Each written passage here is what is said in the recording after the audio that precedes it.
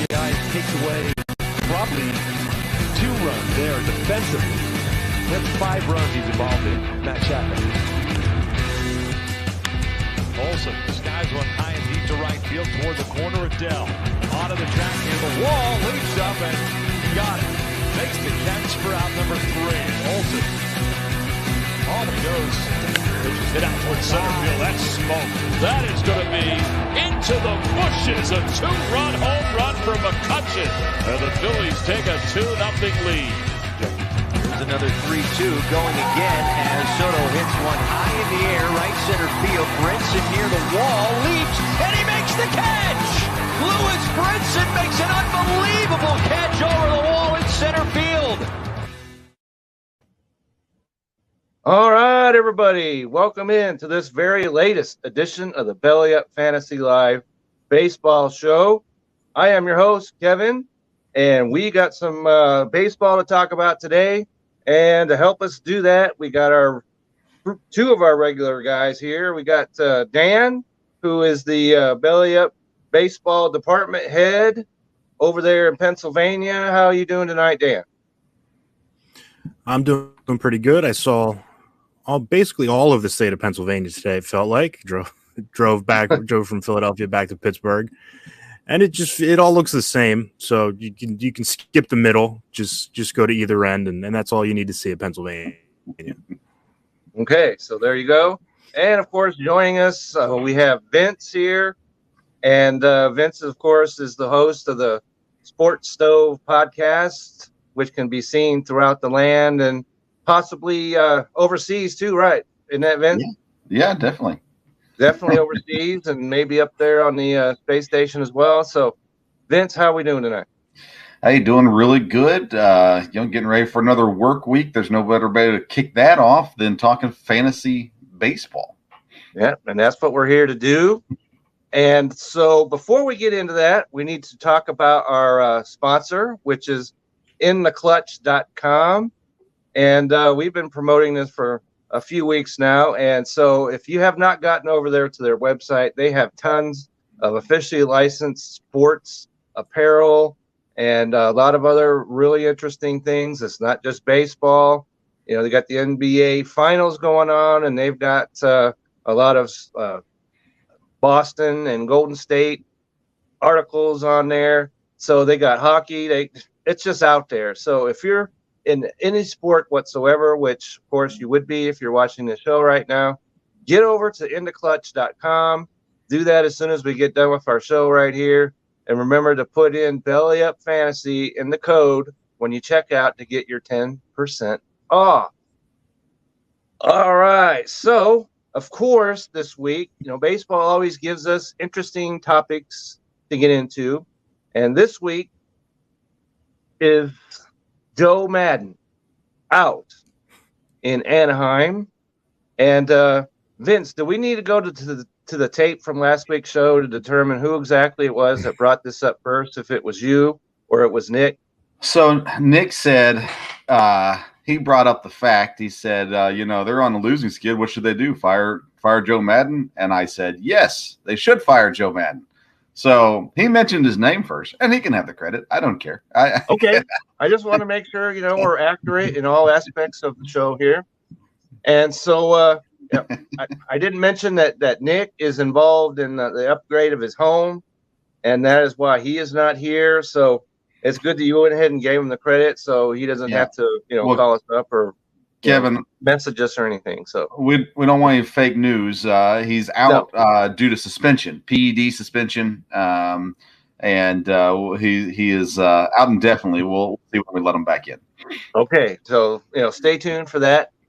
And so Vince, since you are the person here that did mention about how Joe Madden needed to go down, what do you think? This is a couple days since that's happened. Do you still think that was the right move?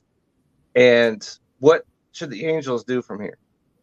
So, I don't think it was the wrong move. I cheer for the Brewers, who went on an 8-game skid and finally finished that off tonight. And I never once thought Craig Counsell should be fired. So So I don't know. I'm not there. I don't know the locker room. I'm not sure how they were handling things. My thing with managers or coaches is always, how is the locker room responding to them? If they don't have their ear anymore, they've got to go no matter what. It's just not going to work. Whether it's their fault or not, it's just not going to work anymore. I don't know if that was the case in Los Angeles, but after seeing what Philadelphia did, going on a run after firing their manager, I'm surprised a lot of teams haven't fired their manager. And so I don't think it was a wrong move for the Angels. Only time will tell if it was the right move. I don't know that in the interim that they're going to do a lot better than they would have done with Joe Madden still there. Joe Madden's a very good baseball manager and has had a lot of success, and he'll get another job if he wants one. But it wasn't working in Los Angeles, and I felt like they needed to make a move. So I think, yeah, it's the right move. Going forward, the players got to buy in, and whoever's given the instruction now, they have to buy into it. And they need the veteran guys to really step up and take the lead on that. And they just got to get back to playing baseball. They've got the talent. There's no question about that. But for whatever reason, what they were doing wasn't working. So, Dan, what was your reaction when you heard about this, that he's now on the street? Well, it's two teams that have been tied at the hip for multiple years now. It seems like the Angels get classified as the American League version of the Phillies, in that they've got a lot of top tier talent, but have pretty poorly run organizations and can't get those star players into the playoffs.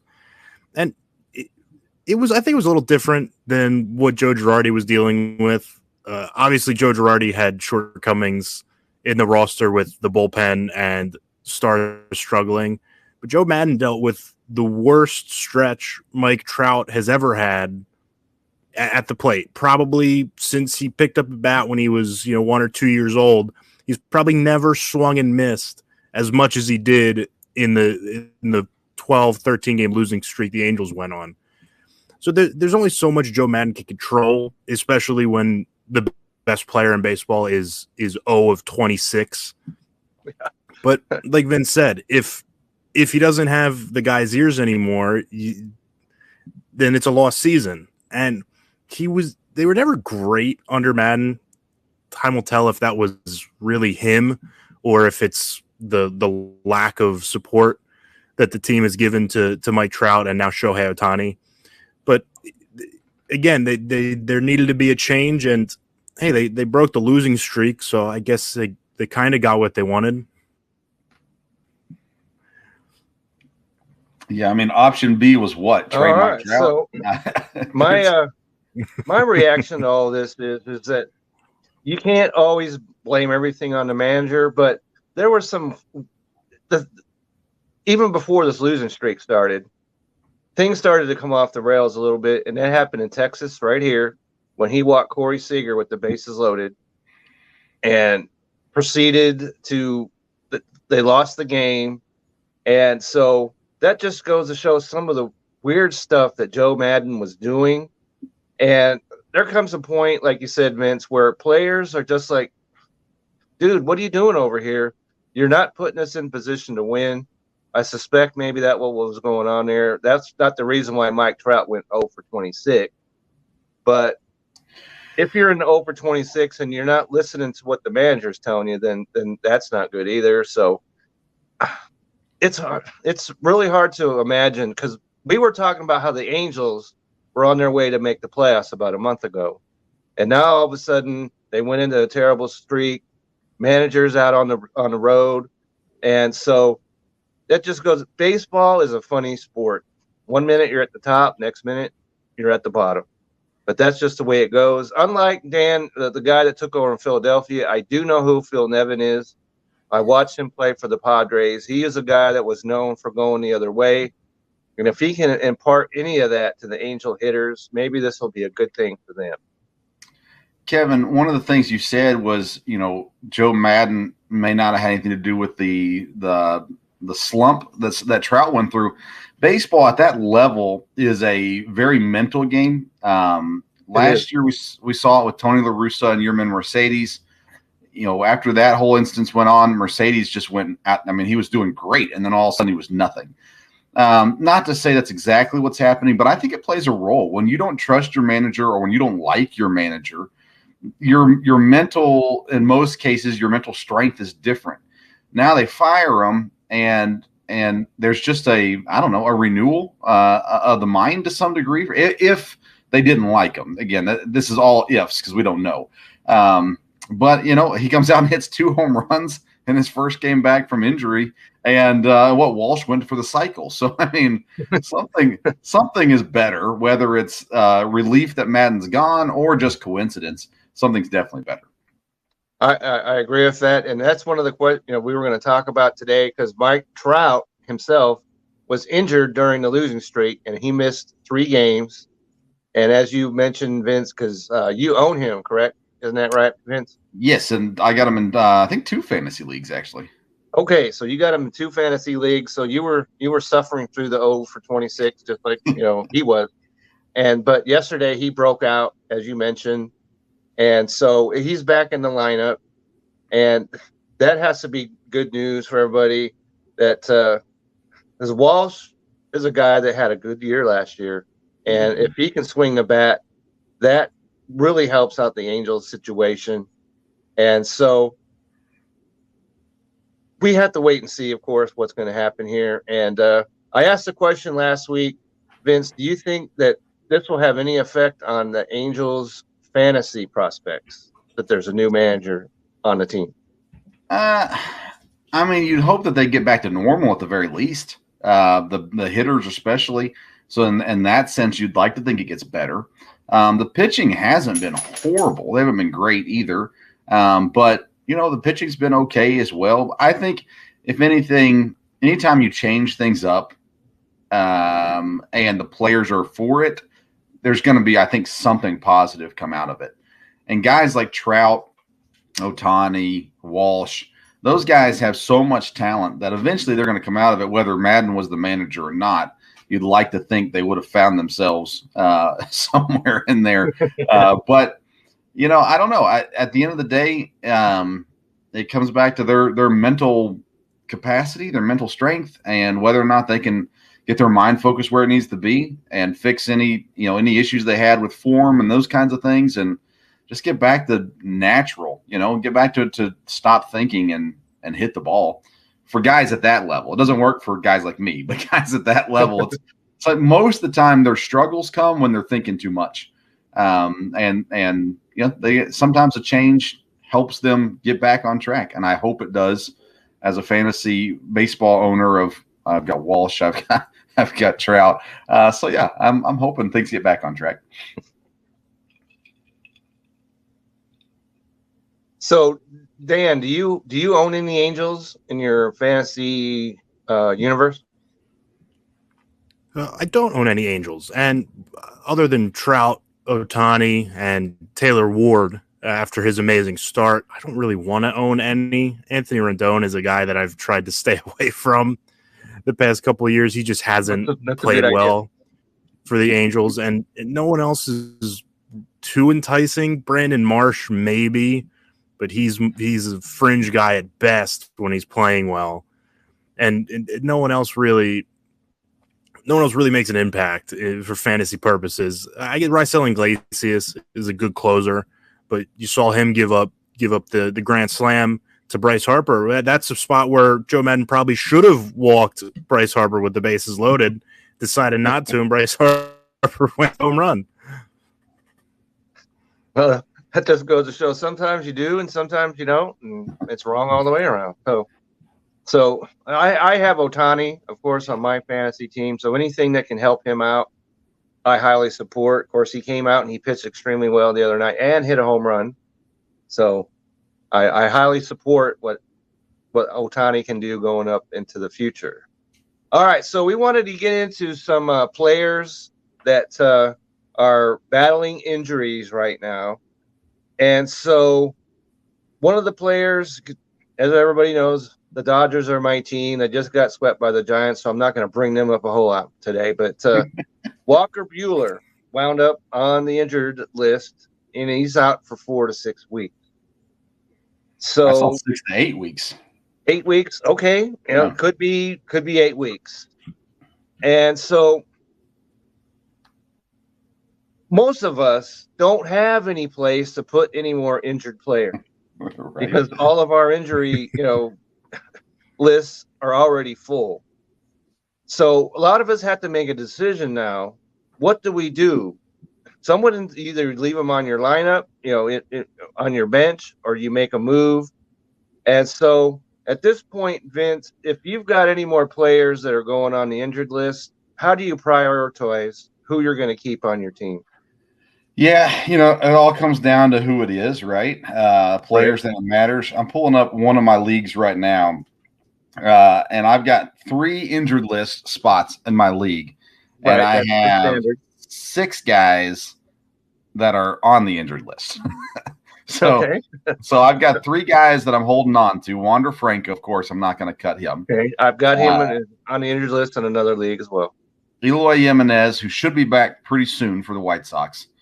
Tyler Ward in Anaheim on there as well. But I've also got Chris Bryant, Tyler Stevenson, and Brandon Woodruff. So I could probably drop Stevenson and make room, but I don't want to because there's not a ton of catchers available in that league. Well, there's a guy I'm going to bring up later, Vince, that might solve your problem. Yeah, well, hopefully I've already picked him up, but we'll talk about it when we get there. Okay. Yeah, so those guys are guys I don't want to cut. They're guys I'm not willing to let go of. Pretty much if they're owned in 97% or more of leagues, I'm not dropping them. I'm going to hold on to them and just, grit and bear basically and make the most out of it. I've come to spots it was in that league, I believe, that I had to get rid of somebody. I don't remember who it was now. Wong. Colton Wong went on the injured list this week. So I just cut him. I wasn't going to hold on to him. He's not important enough. He's got good steals this year, but he's not good enough for me to waste the spot on. And so I cut him. So it's all dependent on the player, how important they are. Every now and then I'll try to trade one.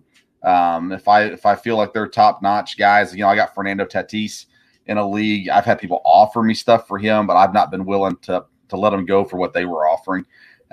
So it depends on the player. If I can get something in return that's going to help me, I'll consider trading. Otherwise, I'm going to hold on to the good ones and just wait it out. It's a long season, so I can hold on for a little bit, and as long as they're going to be coming back, within a reasonable amount of time.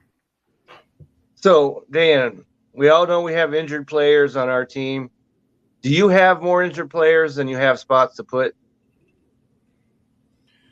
Not really. I'm lucky enough in the Belly Up League that I only have Fernando Tatis on the injured list right now. So I've got 2 open injured list spots, and that's a welcome sign. I had Tyler O'Neill on it recently. So he just came back. He's been hitting okay in the couple games he's been in. But in another league, I just had Nathan Eovaldi going to the injured list. So to make room, I was stashing Gene Segura. He's out 10 to 12 weeks, but I had the spot. So I was fine having him there, taking up the spot. Well, I didn't need it, but now that I need it, Gene Segura, probably an easy drop with him being out for at least 3 more months. So, but for right now, knock on wood, I've got a pretty straightforward injured list in my fantasy leagues, and I just know that someone big is going to go down this week, and I'll be eating my words when we're talking next week. So in the Belly Up League, I'm pretty lucky, but this other league that I'm in, there are injured players all over the place. And one of the players that I have that got injured this week was Pablo Lopez, pitcher for the Miami Marlins. He was hit by a comebacker, and he's got a right wrist contusion. And so we have to see what happens with him. And if he's too good a pitcher right now, he's got a 2.30 ERA, so there's no chance that guy's going to get dropped. So, and another player that fortunately is back in the lineup, Starling Marte. We talked about him before the draft. I drafted him, and he was out, but he's back in the lineup today, so we'll see how that works out. And Jacob deGrom. In the other league that I am, and we talked about this, Nick and I, there was a guy in my league that for some unknown reason dropped Jacob deGrom. Don't know why. Didn't care why. And I had the number one waiver priority, so I went and got him. And I was reading today that he's doing his third bullpen session this week, and so he's progressing. And so if you've got Jacob deGrom, that's positive news. You don't know when he's going to get seen, but don't drop Jacob deGrom. All right, Well, all you fantasy guys out there, don't drop Jacob deGrom. Okay, that's my advice. Yeah, I mean, go for it. I don't care if you drop him. Just let me know if you're doing it. Right. Yeah, that's what you're talking about, though. We're talking about waiver wire stuff, and we'll get the ads and drops later. But you have to be so vigilant checking who's available, because guys, especially right now, when you have this many guys injured, they're going to drop guys that you're going to look at and go, wait a second, what? Why are they sitting there? Now, Max Muncy has not had a great year this year. Somebody dropped him in our league the other day. I picked him up. I saw that. He's on my team. Okay. So I'm going to take guys like that, even if they're injured, and even if they're having a bad year to start off the season. I'm going to go out and grab guys that I can. I'm trying to think. I had one other guy, but I don't remember who it was now that I picked up. I think it was in a different league. But because he was hurt, he got dropped. Because like people didn't want to hold him on their injured list. And I was like, they're owned in 96% of leagues. Why would you drop them? And so went out and got them. And so far, so good. So there you go. So, when it comes to fantasy, that's any sport, but especially baseball, where you can make daily moves, and you need to keep up on what's going on in your leagues, who's available, and who gets dropped, and all that stuff. So that's one of the things I like about baseball fantasy is, football, you make 1-2 moves, and then you're done for the week. But baseball, can't do that. So I was very pleased about Jacob deGrom. And another player that I saw, Vince, that you had on your injured list was Steven Strasburg. Yeah. And he made his comeback, what was that, Thursday, I believe it was. Yeah, I think so. And it didn't go especially well. So I'm going to ask you, Vince, what did you think about his start the other day? And why would the manager leave him in there so he could get pounded for 7 runs? That's a good question. The last one you asked there. So with Strasburg, looking at fantasy stuff, I picked him up a couple weeks ago when I saw that he was making some runs. I'm looking to see right now. I picked him up on April 17th and saw that he was getting close to returning. So went ahead and grabbed him, stashed him on my IL, and brought him in. I didn't expect good things out of his first start. Did you start him?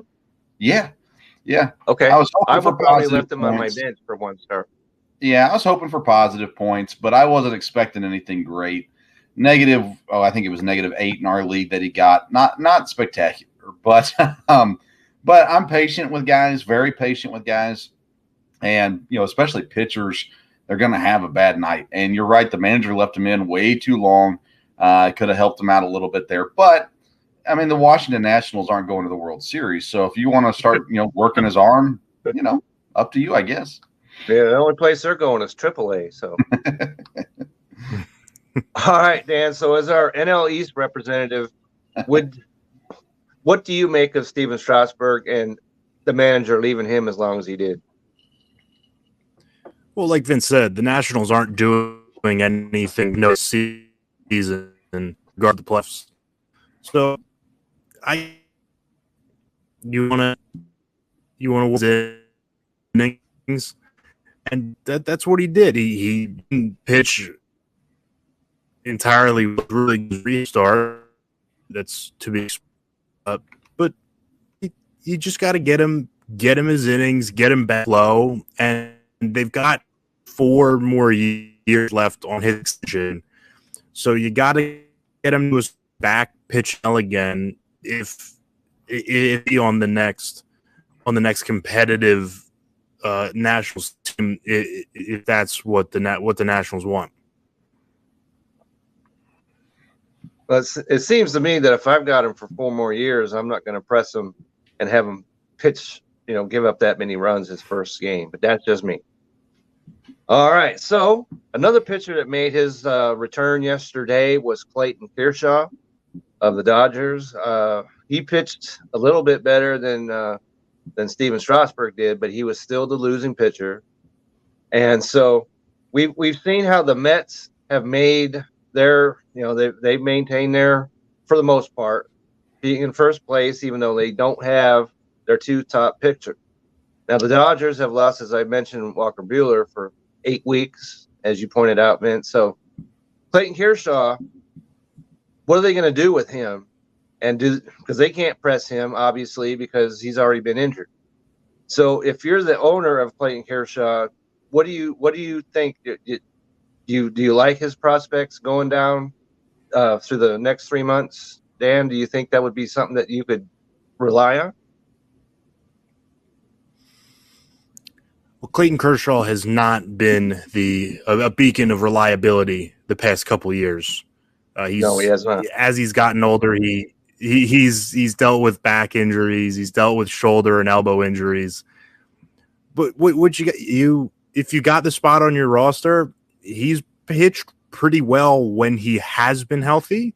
It's just he hasn't been healthy all that much. So if you're willing to take the injuries and the poor starts every once in a while, Clayton Kershaw can give you really quality starts. We've seen that this year. He was perfect through 7 innings in a game against the Twins before he was taken out. So I'm not dumping him to the curb because you know what he can do and he can give you really good starts. But the expectations need to be tempered a little bit, knowing that the injury risk is there with Clayton Kershaw.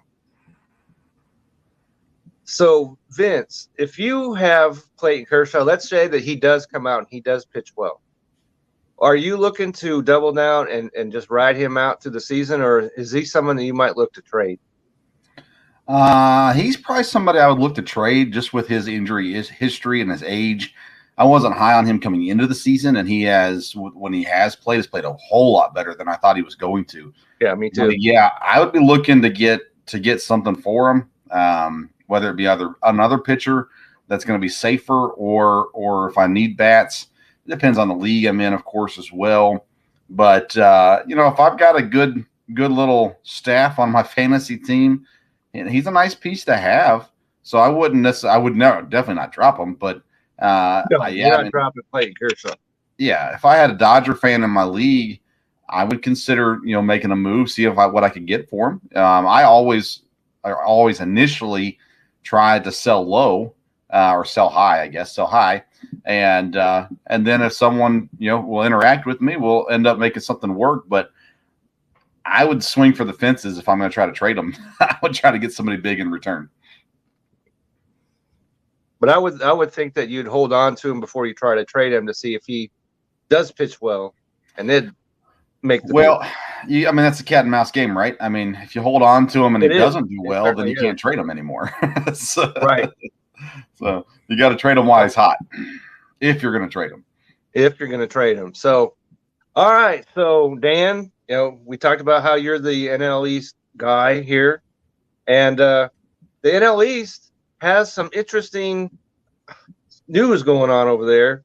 And of course, we got to talk about the defending champion Atlanta Braves, who today won their 11th straight game. And we talked about how if the Braves can get back into this thing, we didn't think they'd do it in 15 games, but here they are. They're 5 games back. And so if you're the New York Mets, who they're playing right now against the Angels, and you're looking in the rearview mirror and you're seeing the oncoming train that is the Braves, are you a little concerned right now? Well, yeah, there's obvious concern when you've got a team like the Braves who, like you said, won the World Series last year. They're playing at the top of their game. But then you look at their schedule, and their 11 games have been against the Diamondbacks, the Rockies, and at home no less, the Athletics, and the Pirates. Right. So they haven't exactly beaten a murderer's row of MLB teams in the month of June. And it doesn't get much harder. They have 3 in Washington starting tomorrow, and then they have 3 at Wrigley over the weekend before they finally get the Giants and the Dodgers coming. But that's the Truist Park. So I wouldn't be surprised if the Braves ran this to 15. And yeah, you never want to have a team winning 15 games in a row when they're trying to chase you down. But I think if you're the Mets, you're waiting to see how the Braves do against the Giants and the Dodgers, and then to a lesser extent against the Phillies at the end of the month. So Dan brings up an area about the schedule, and I saw that they were playing a home, heavy schedule, and they're getting ready to go out, but that's not a deadly road trip. So Vince, the Braves, are they going to continue? And are there any players on their team that you're looking at that you might say, wow, I need to go and get one or two of them? Yeah. So first of all, the whole division is crazy right now, right? I mean, It is. Phillies are on a 9-game win streak. Miami's 5-game win streak. Nationals were on a 2-game win streak. And the Mets are the only team not on a win streak right now in the NL East. But yes, the Braves they're for real. We knew that going into the season that they are legit. But they had a really rough start again this year. They are coming, flying back in. There's a guy that I just picked up. I don't think I have him on my list today to talk about.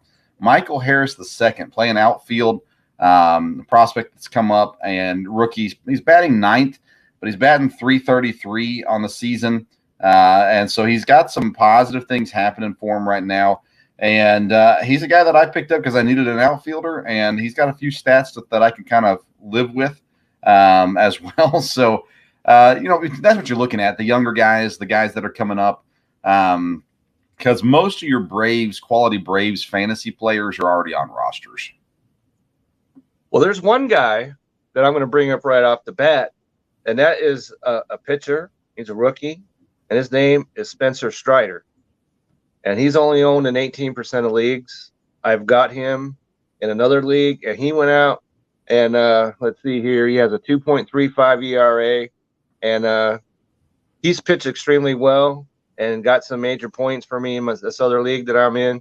And so he is a player, as Dan mentioned, they're getting ready to play on the road this week. So he'll pitch on the road, but it's against the Cubs, I would believe, coming up this weekend. So that is a positive start to me.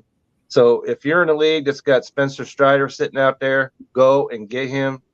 Another guy that I talked about that needed to go away was Adam Duvall, and he's starting to pick things up just a little bit. So he's another guy that might be out there that you might want to look at. And so, Dan, your Phillies, they lost today. And that was their first loss after 8 games that they had won. And so, and I last week about how do we need to go get any fantasy players for Philadelphia? And it seems like their offense has turned things around. What about their pitchers? Are their pitchers any better? Any guys over there that we need to look at? Well, the guys that you want are obviously Zach Wheeler, Aaron Nola, but you're not going to find them on any waiver wires. At least as long as you're playing with sane people in your league. The one pitcher that probably could be on more teams is Sir Anthony Dominguez. He's only owned in 2.2% of fantasy leagues on ESPN, and he's been great this year. He was out for a while after Tommy John surgery. Made his debut.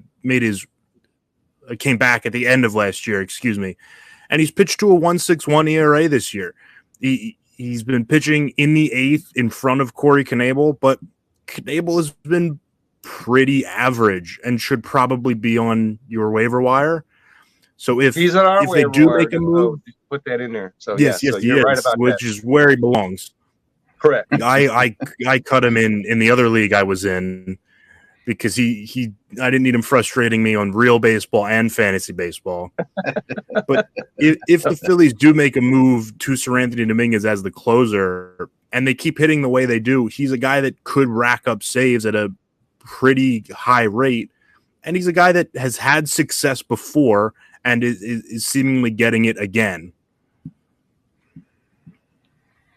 All right. So I'm sorry to have to bring this up, Vince, but the Brewers, your Brewers, Yeah, they won They today. won today. Thanks for bringing They that won up, today. Kevin. Okay, they won today. So that breaks up their 8-game losing streak, and that puts the St. Louis Cardinals right back in things. Yeah. And so, how do you? What was the major reason for this 8-game losing streak? Was it pitching, hitting, both? What's the reason why they had this huge slide all of a sudden? Yeah, injuries played a big role in it. That's an excuse, of course. Hitting probably is the biggest issue in most cases, but the pitching with the injuries they've had, they're down 2 starters right now. That's and right. Freddie Peralta is one I have. I had to put him on the IL. So. Yeah, and Woodruff is the other one, and so right. we're battling through. It's they've struggled in like those middle innings, giving up runs either in the last couple innings of the starting pitcher or when you first get into that middle relief kind of thing. So that's been an issue too. But really, the biggest issue was just injuries, offensive and pitching injuries that they had. But Craig Counsell has tied Phil Garner for the most wins as a manager in Brewers history with the win today. Oh, that's an interesting fact there. Yeah. Yeah. So they snapped the losing streak, and now they're headed to the World Series. So everything's good in Milwaukee today. Everything's good in Milwaukee. So you heard it here first. All right. So, we're mentioning about how players get dropped in this other league that I'm in. Christian Yelich got dropped. What? He did. I didn't do it. Okay. But I saw he got dropped, and I picked him up, and then he's had a couple of really good games over the weekend. So I want to be in that league. Those are some morons. I'm serious. Yeah, can I get an invite to that league? Yay me. Okay. But sometimes you're in a league where you're happy they're active. Yeah. In the league, first of all. Yeah. So when you're playing fantasy baseball, that is a problem that you have in leagues throughout the land, is people give up and they don't play, and it's like 3 guys that are doing everything. But hopefully, once again, if you're in a fantasy league and you own Christian Yelich, do not drop him. Okay, that's another piece of advice for you fantasy guys out there.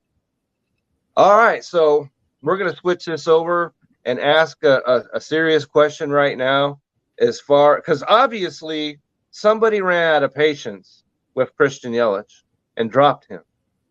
So my question to you, Vince, are there any players either on your team or that you're watching that you would like to be doing well that you're just about out of patience with, and what do you do with them?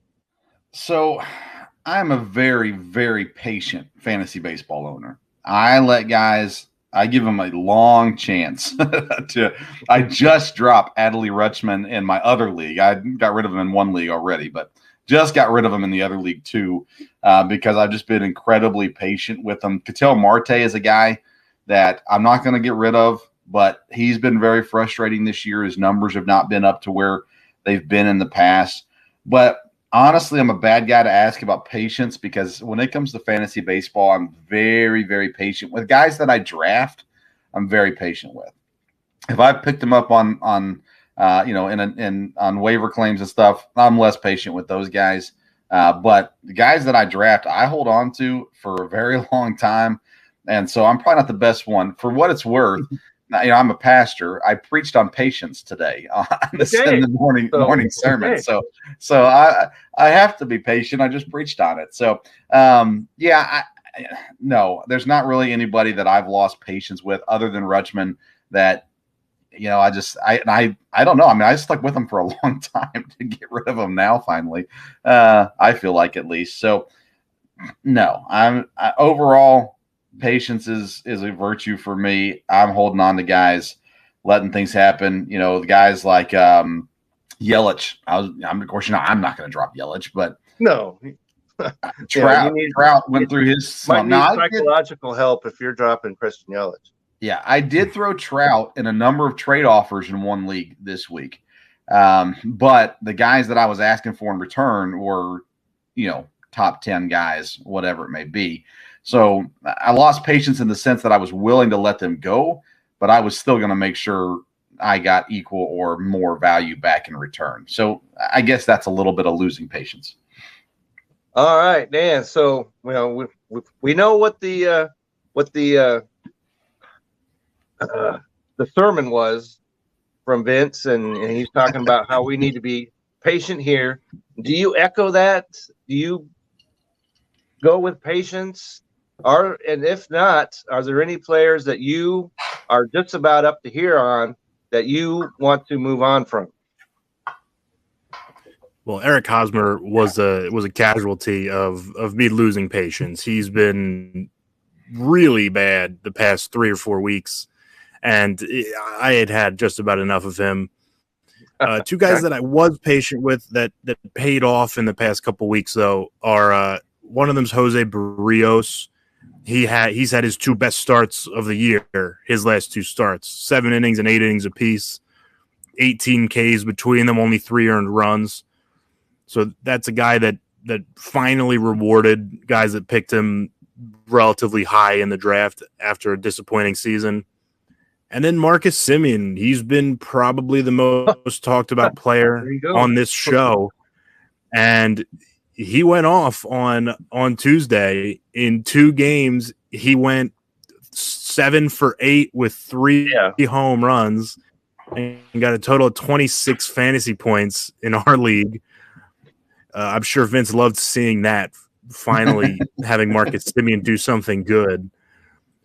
But it's 2 guys that I was lucky enough to be patient with. I wasn't going to drop either one, but Marcus Semien had really tested my patience. So I'm glad I was able to follow Vince's sermon today or this week and make sure I was patient with 2 big name guys.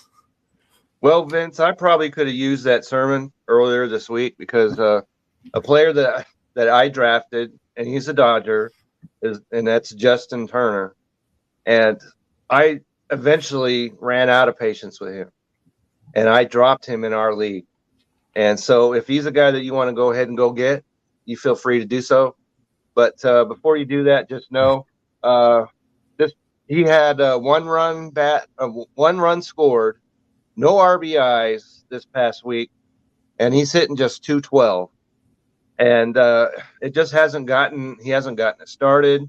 There's been a couple games where he has a couple hits. You're like, okay, he's coming out of it. Then he goes right back into his season-long slump. And so I lost patience with Justin Turner, and I hate to do that because the third base, as we talked about way, way, way back ago, is a thin position. But still, I ran out of patience. So I could have used that sermon probably. And another guy that on the Dodgers, I don't have him, and that's Craig Kimbrell, the Dodgers supposed closer. All right. But anytime you have a closer that has a 4.42 ERA, that is incredibly bad. And so and I believe he's on our waiver wire. I could be wrong about that, but he needs to be off the team. Like I said, any closers at 4.42, got to go. Kevin, I can tell you're not patient because you lead our league in acquisitions. You have 61 acquisitions to date. Nathan Nguyen is right behind you. He has 57 acquisitions to date. And then I'm the next one, but I'm at 48. I haven't even hit 50 yet. So you and Nathan are rolling through the acquisitions. That's been my philosophy in fantasy baseball pretty much from the beginning, that at the bottom of the roster, these are, especially in our league when it's a 10-man league. Yeah. If you're in a 12, 14, 16, that does not work. You cannot make probably 60, transactions through a whole season, let alone for the first 2.5 months, whatever it's been. But if you're in a 10-man league and because there's not many games that are going on the schedule tomorrow, and there are a lot of guys that aren't playing, and those guys are just as good as anyone else that is playing. So I will make the move and go ahead and pick them up and get positive bats in my lineup. So that's the way I've always felt about it. But that's at the bottom of my roster. Justin Turner is a guy that I drafted, not high, but high enough that you want to hold on to him. But it was okay. You got to go. All right, so let's switch this over to our subject of pickups. And Vince, you mentioned about catchers, and I've got one for you. I'm going to name you right now. That's MJ Melendez of the Kansas City Royals. Okay. And he is listed as a catcher, but since Salvador Perez is back, he's been back for a while now, but they've got MJ Melendez in the lineup every single day. They're playing him in the outfield. They're playing him as a designated hitter. And he's a guy I always like a guy that I only want to have one catcher on my roster. Because let's face it, they stink. Right? So if in our league, I've got him. So don't be going to the waiver wire to see if you can pick him up. But one of these other leagues that you're in, go and check him out because he's only owned in 15% of leagues. All right. And he's hitting 267. He's got 6 homers. He's got 16 RBI. And coming in today, he had 4 straight hit in 4 straight games, but he went 0 for 4 today. But the key to me is he's in the lineup, like I said, every single day. So you put him in your catcher and leave him there, and then you can rotate your guys around him. So those that are out there that want that join us up to see, hey, what do I do with my fantasy roster? Go get MJ Melendez and get him on your team. Unless you're one of those guys that has a catcher that's solid. But how many of those are there? 4? Maybe 5, maybe. Yeah. So other than those 4 or 5 guys, go get MJ Melendez and do it today. All right. So Vince, who do you have as being priority pickups? All right. So let me go with catcher first. I am doing the big swings at catchers right now. I'm trying to kind of play around and find the diamond in the rough. So I got 2 guys for you. Gabriel Moreno just got called up in Toronto. He's top prospect in Major League Baseball. He's got a couple starts under his belt since he's been called up already. And so I went ahead and added him in one league just to give it a try because if he takes off, then I've got him, kind of a deal. The other one's Christian Betancourt. He's in Oakland. He actually starts at first base in Oakland, but he has eligibility at catcher as well. And he's a guy that probably won't be on my roster for super long, but right now he's doing decent. And so I've got him in there. Same situation as Mendez. He's playing every day. He's playing at a different position than catcher, but he's eligible at catcher too. So I'm taking a swing at him also and kind of letting him see how he does here for a little while. And maybe I hit on him. If I do, I look like a really smart guy. And if I don't, I'm wrong. And then I got 2 other multi-position guys. Santiago Espinal, he's in Toronto as well, third base, second base. He's on. That's a guy that's been on the waiver wire for months. Yeah. And I've been writing about him. We've been talking about him on this show. I don't understand what is the pushback of adding him. He has been hitting since the season started. So I'm right on the train with you, Vince. Go and get Santiago Espinal today. Do it. And the other guy is Brandon Rogers in Colorado, second base shortstop. Okay. He's owning about, I think, 56% of leagues right now. But he's been around. He's another guy that kind of floats there. He's on a team, then he's off a team kind of situation. And he's had pretty decent stats so far this year. And I'm not a huge Colorado guy. They're heading back home. So you want Colorado hitters at home. So that's a 100%. Good selection right there. There you go. Those are my guys. All right. So, Dan, who are your priority pickups this week? Well, I got a couple guys. They're all infielders. One of them, a guy that a lot of us have probably forgotten about, but the guy that's hitting really well right now is Joey Votto. You don't really want Reds on your team. I was going to mention him in our whole session. So go ahead. He's hitting 360 over the last week. He was on a pretty long hitting streak that got snapped today, but he still managed to get positive points in our league. So he's a guy that's a proven contributor. He's done it his whole career. Last year, you saw he had an unbelievable month of July, I believe it was. And so he's not likely, but he's prone to do it again. He's a guy that could get hot at any time, and he's sitting on the waiver wire right now. He's owned in 75% of leagues, so he's not extremely available. But if he's available in your league, he's a guy that could give you some cheap power, at least for a couple weeks, especially if he gets hot. And another guy, I'm going to sound a little bit like a homer, but it's Bryson Stott. He's been really good since he came back up. Go ahead. He's been great since he came back up from AAA. He's got hits in 8 of his 11 games. He's got 4 home runs, all in the month of June. And he's going to be hitting towards the bottom of the lineup, but with Gene Segura out, Didi Gregorius has been pretty average and dealing with injuries of his own.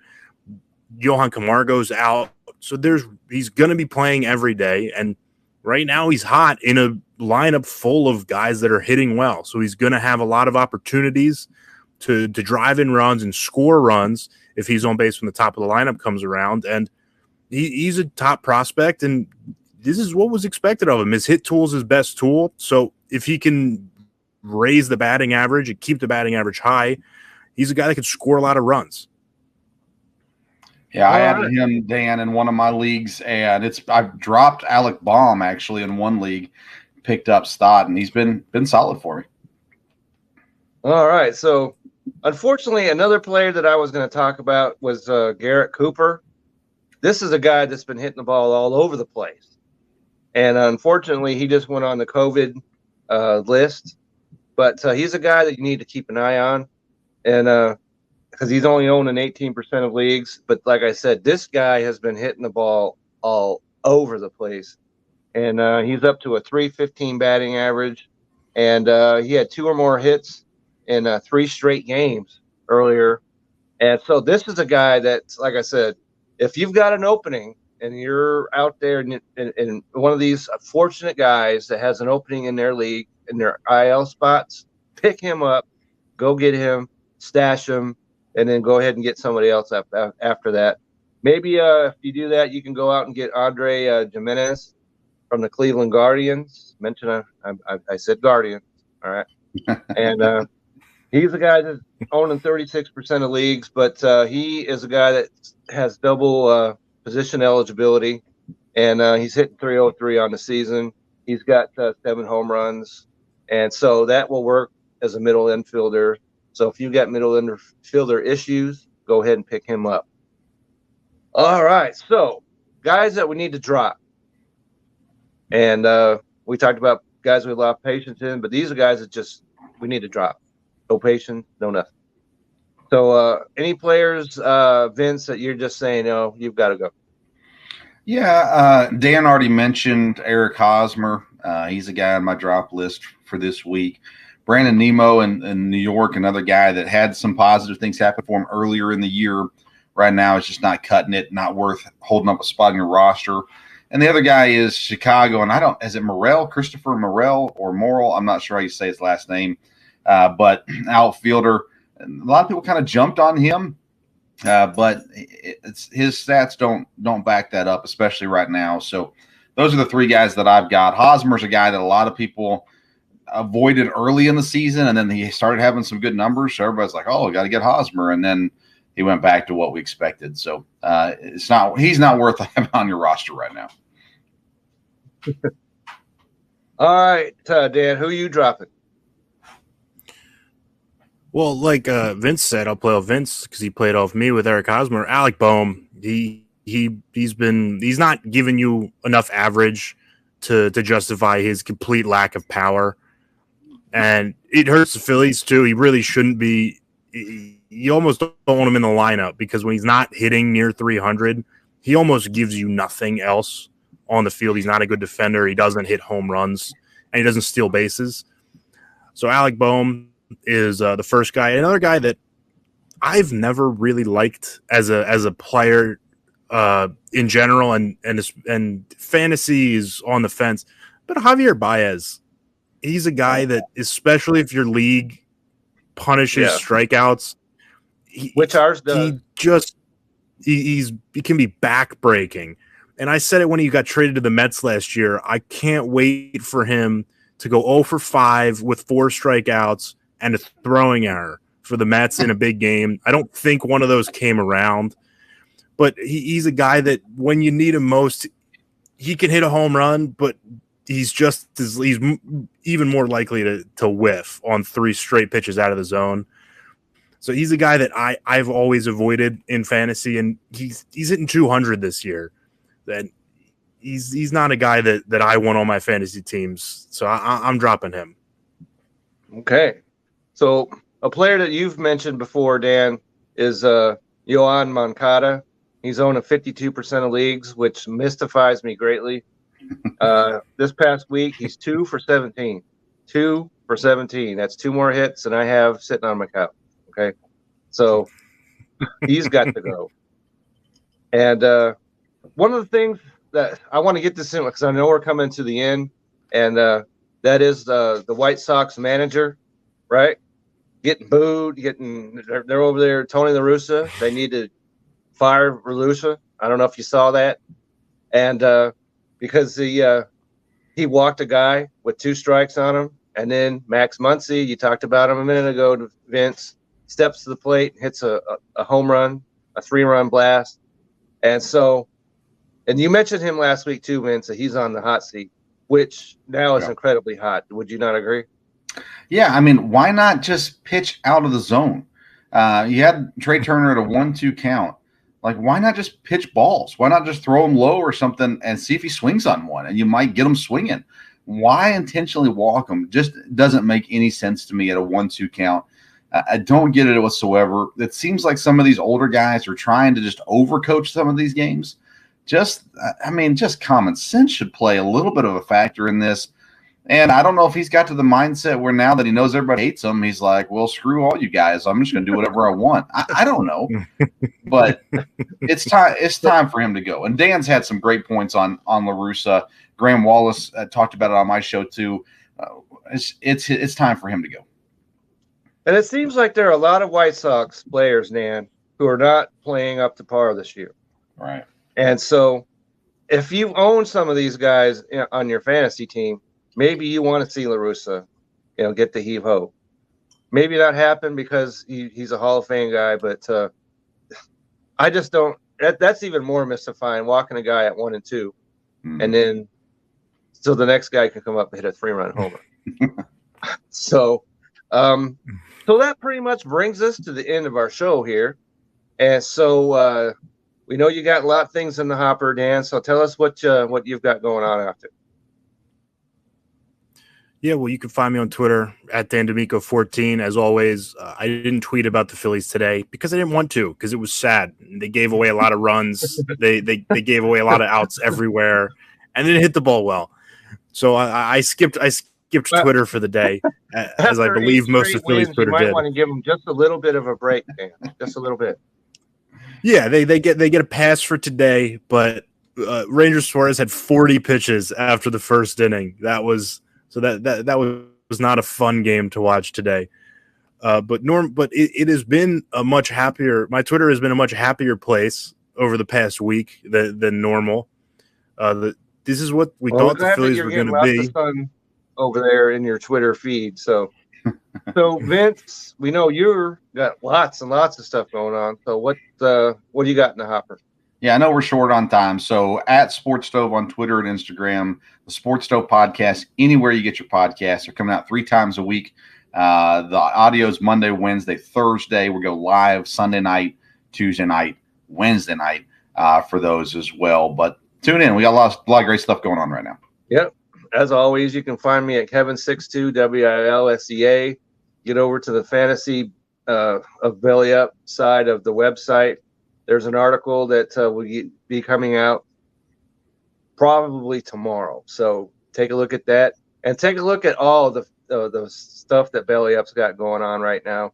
There's a lot, and it's all great stuff. So we are happy you guys tuned in today. Everybody out there, have yourself a very, very good week. And we'll see you next time.